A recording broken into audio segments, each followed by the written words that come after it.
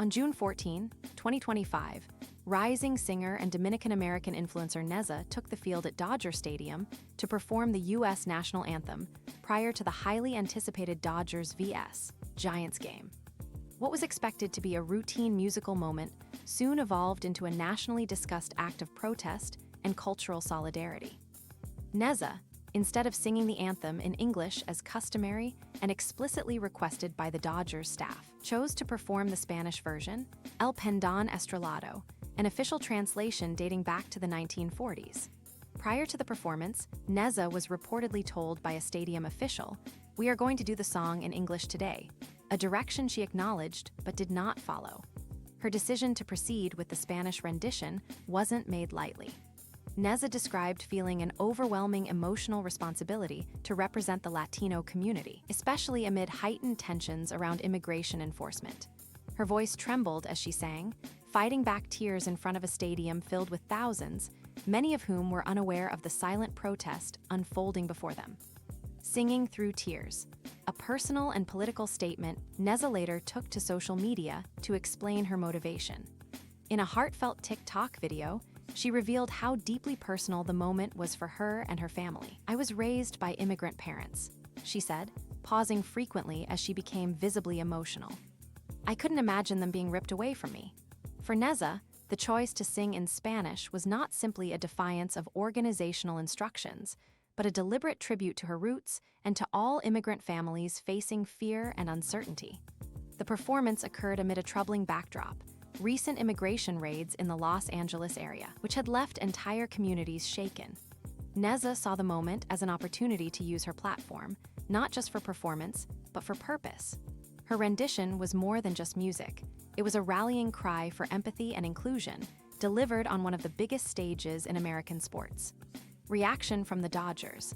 Silence speaks volumes. The Dodgers organization has yet to release an official statement regarding Nezza's performance. Despite being advised not to sing in Spanish, Nezza faced no immediate reprimand or removal. She remained at the stadium after the performance, continuing to engage with fans and participants at the event. This inaction has sparked debate. Was it an intentional gesture of tolerance or a quiet attempt to avoid backlash? Dave Roberts, manager of the Dodgers and one of Major League Baseball's few black managers, was asked about the incident in a post-game press conference. Though he acknowledged the tension in the community due to ongoing immigration enforcement, he avoided commenting directly on Nezza's performance.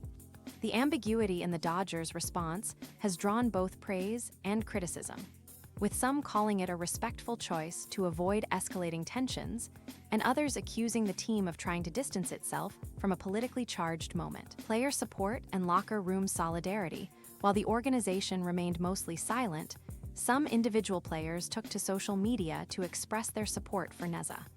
Dodgers utility player Kiké Hernández was among the first to weigh in.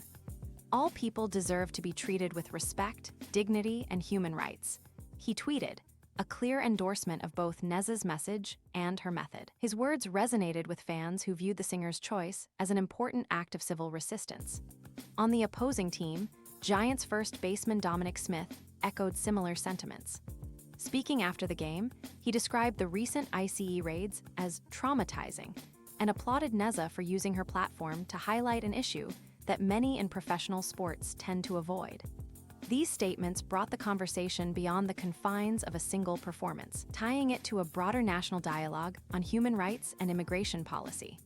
A ripple effect across the sports world, the influence of Nezza's performance quickly extended beyond Dodger Stadium. Players and teams across other sports began to show subtle signs of solidarity. Angel City FC, a Los Angeles-based women's soccer team, was seen warming up in shirts that read "Immigrant City Football Club," a slogan that directly referenced the city's immigrant roots and echoed Nezza's message. Their statement, though silent, reverberated across social media platforms and local news. This growing wave of sports activism indicates a shift in how athletes and performers are choosing to engage with their audiences. What once may have been seen as inappropriate or controversial is now increasingly accepted as part of the broader conversation around equity, justice, and identity. Nezza's choice to honor her heritage in the face of institutional resistance reflects a growing confidence among artists to express themselves authentically.